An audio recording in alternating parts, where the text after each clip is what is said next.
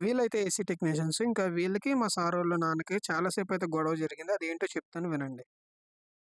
ఇంకా AC outdoor అయితే problem ఉందని చెప్పి మా సారయితే ఫోను చేసి నైట్ అర్జెంట్‌గా రమ్మంటే వీళ్ళైతే వచ్చారు ఏసీ టెక్నీషియన్స్.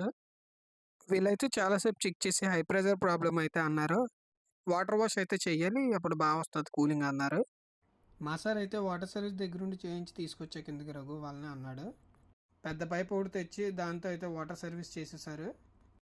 ఇంక చెక్ చేసుకుంటే కూలింగ్ బానే వస్తుంది. సరే ఎంతయిందని అడిగితే ఇంతయిందని చెప్తే డబ్బులు తెస్తాను ఉండండి అని చెప్పి మా సార్ అయితే లోనికి వెళ్ళాడు. ఇంకా ఆ టైంకి మా సార్ వాళ్ళ నాన్న అయితే వచ్చాడు. వచ్చి అడిగాడు ఏం చేశారు ఏంటి అని. ఇలా వాటర్ సర్వీస్ చేసాం ఇప్పుడు కూలింగ్ బాగానే వస్తుందంటే నేనైతే డబ్బులు ఇవ్వను మీ సార్కి చెప్పుకోండి పోండి అన్నాడు. ఇదేంటి అలా అన్నాడని చెప్పి అనుకోకండి. ఈ 2 నెలల్లో ఇది నాలుగో వాటర్ సర్వీసు. వచ్చిన ప్రతి ఒక్కరు రిపేర్‌కి వచ్చిన ప్రతి ఒక్కరు అయితే ఈ వాటర్ సర్వీస్ అయితే చేసి వెళ్ళిపోతున్నారు. ఇంకా మండిపోయిన మా సార్ వాళ్ళ నాన్నకి